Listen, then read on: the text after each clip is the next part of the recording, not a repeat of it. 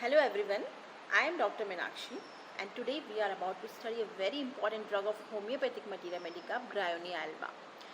Bryonia alba, as you can see in picture, it belongs to plant kingdom. ये एक plant है and it belongs to family Cucurbitaceae. Cucurbitaceae is the same family from which we have watermelon, bottle gourd, pumpkin. जो भी ये fruits and vegetables, water containing fruits and vegetables हैं, वो इसी family से, कुकुरबिटेसी फैमिली से belong करते हैं.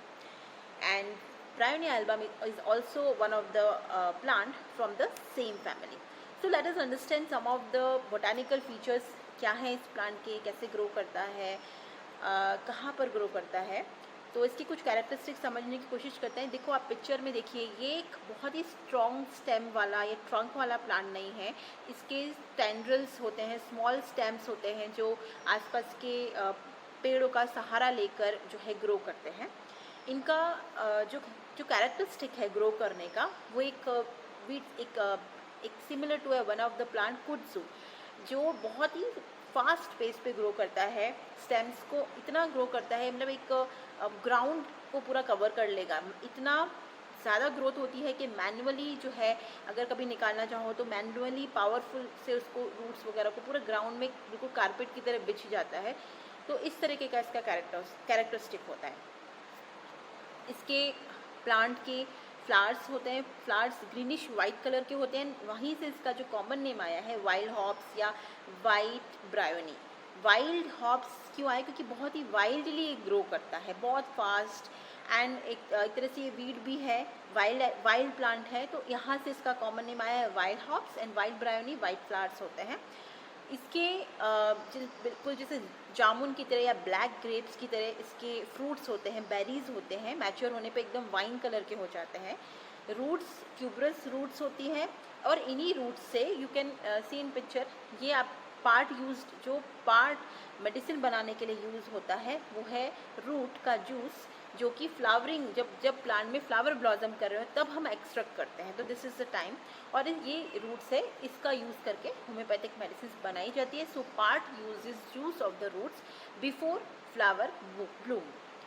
नाउ अबाउट इट्स हैबिटेट, ये कहाँ पर ग्रो करता है?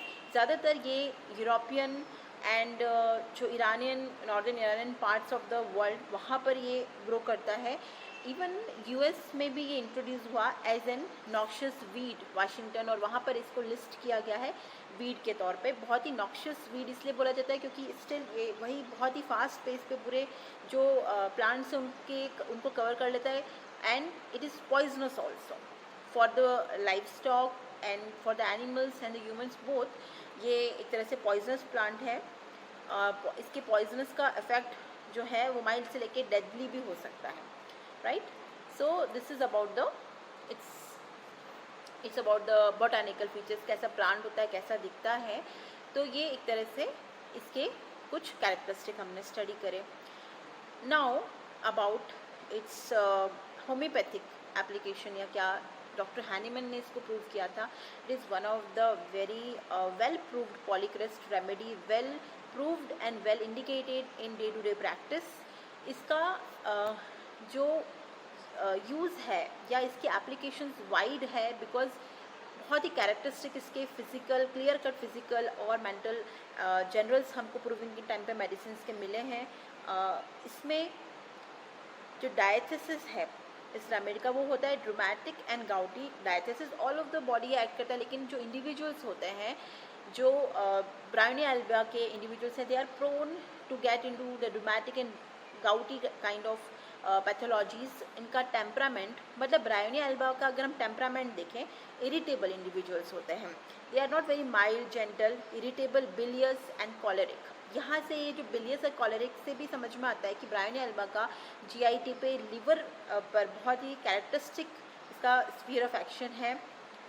Now about it's active principal. Active principal है कुकुरबिटासिन ग्लाइकोसाइड्स. ये जो एक्टिव प्रिंसिपल, इसका एक्शन जो है देखते हैं कि वाइड है म्यूकस मेम्ब्रेन पर, मस्कुलोस्केलेटल सिस्टम पर, सीवियस सिस्टम पर ये एक्ट करता है. And now about the constitution. Bryonia alba का कॉन्स्टिट्यूशन हम बोले कि लुक ऑफ द पेशेंट कैसा होगा, डार्क कॉम्प्लेक्शन का, firm fibre, dry nervous cylinder people. That means कि इनका एक हैफ्टी मस्कुलेचर होता है, फर्म मस्कुलेचर होता है, they are robust individuals, right. So this kind of character या इस तरीके के लुक का पेशेंट होता है।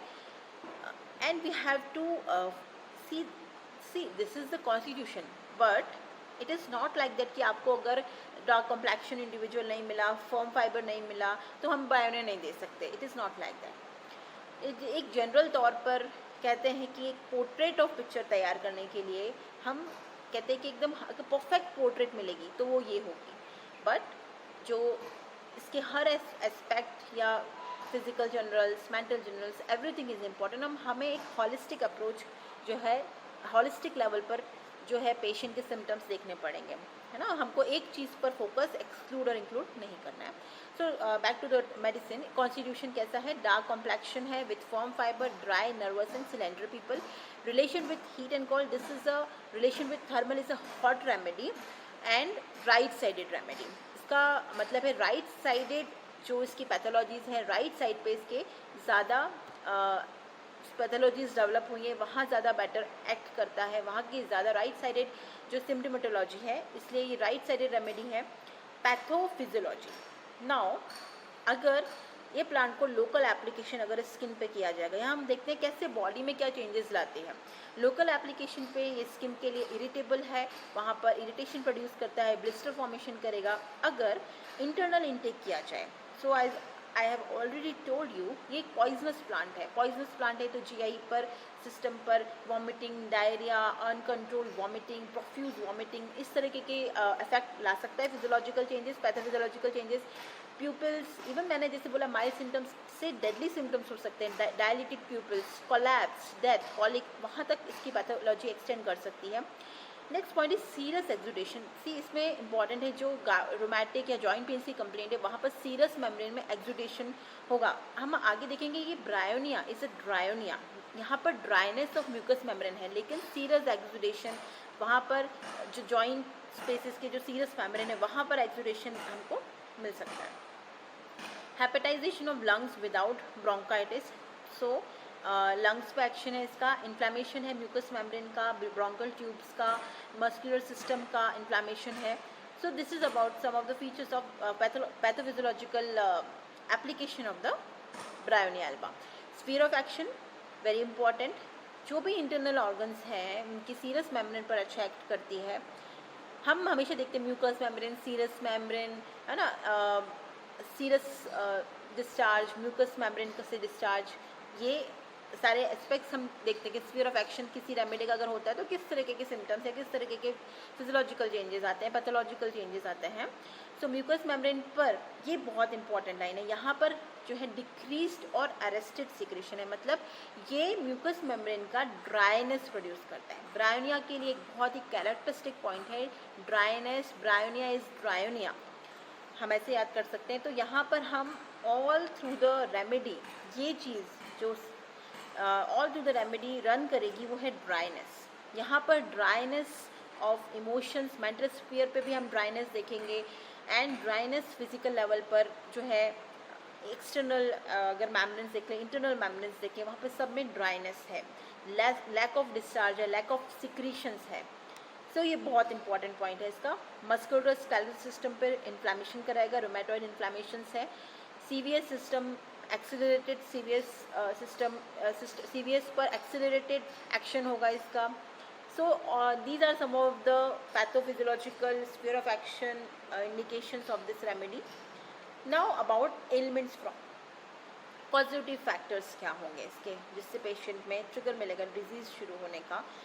मेंटल लेवल पर है, मेंटल जो फीचर्स है वो है चैग्रिन, मॉडिफिकेशन और एंगर। अगर इमोशनल लेवल पर पेशेंट अफेक्टेड होता है, चैग्रिन का क्या मतलब है, मॉडिफिकेशन का क्या मतलब है, एक्सट्रीम एंगर से पेशेंट की प्रॉब्लम्स बढ़ती हैं, या कुछ ऐसा एपिसोड हुआ जब बहुत गुस्सा आया और उसके बाद पेशेंट में कुछ प्रॉब्लम्स डेवलप हो गई। चैग्रिन मतलब होता है it's kind of humiliation, patient को ह्यूमिलिएशन होगा, इंसल्टेड फीलिंग होगी। मॉर्टिफिकेशन का भी मतलब होता है ह्यूमिलेशन या insulted feeling, but what is the difference?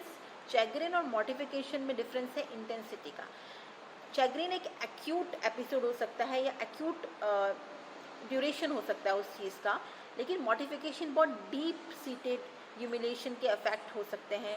एक kind of a chronic stage of chagrin is mortification, we can understand from this. So mental level पे पेशेंट का ह्यूमिलेशन, एंगर से जो है प्रॉब्लम्स डेवलप होती हैं, या उनकी डिजीज़ में कॉजेशन हो, किसी भी डिजीज़ की स्टार्टिंग हो सकती है। दूसरा important elements from a hot weather. Bryonia is a hot remedy, and hot weather से, जैसे कोल्ड, जब कोल्ड के बाद में वेदर चेंज होता है, कोल्ड क्लाइमेट के बाद में हॉट क्लाइमेट में चेंज हो जाए, या फिर पेशेंट हॉट वेदर में कोल्ड ड्रिंक्स पी ले, इवन हॉट समर के टाइम पर जो है ओवर हीटेड होने के बाद में जो है वो कोल्ड एक्सपोजर हो जाए, तो उन सभी स्टेजेस पर ब्रायोनिया बहुत अच्छा काम करती है। हमने और भी रेमेडीज़ पढ़ी थी, जैसे दलकमारा, वहाँ पर भी जो पेशेंट में ये चेंज ऑफ वेदर से अफेक्टेड आ रहा है, यहाँ पर भी ये चेंज से अफेक्ट आ रहा है। इवन जैसे कोल्ड से हॉट एक्सपोजर हो गया, ये चेंज हो गया, तो यहाँ पर सप्रेस डिस्चार्जेस जो कि नेचुरल हो सकते हैं, मेंसेस है या मिल्क मेंसेस का सप्रेशन हो गया, उसके बाद पेशेंट में जो है पैथोलॉजीज, दूसरी पैथोलॉजी डेवलप होगी। इरप्शंस को एक्यूट फीवर, फिब्राइल कंडीशंस में कुछ फीवर ऐसे होते हैं जहाँ पर स्किन इरप्शंस होते हैं, या ऐसे स्किन इरप्शंस को लोकली जो है सप्रेस कर दिया गया, उसका इंटरनल ट्रीटमेंट नहीं किया गया है, तो उस केसेस में हम बोलते हैं कि सप्रेस्ड इरप्शंस हो गया है। उसके बाद वो लोकल एप्लीकेशन, एक्सटर्नल एप्लीकेशन करने के बाद पेशेंट को एक लेस इम्पॉर्टेंट ऑर्गन से मोर इम्पॉर्टेंट ऑर्गन पे डिजीज़ ट्रैवल कर गई है, तो वो हो जाएगा सप्रेस्ड इरप्शंस के बाद में जो पैथोलॉजीज आ गई। तो इस तरह से होता है, इसलिए ही होम्योपैथिकली बोला जाता है कि डिजीज़ को दबाना नहीं चाहिए, रूट कॉज से उसे ठीक करना चाहिए, उसके जो पॉजिटिव फैक्टर है, रूट है, उसको रूट आउट करना चाहिए। So this is about the some of the positive factors of the remedy Bryonia alba. This is an introductory lecture. I hope you have understood the some of the features of the plant Bryonia alba, its characteristic weather affinity, right sided remedy होती है. So thank you.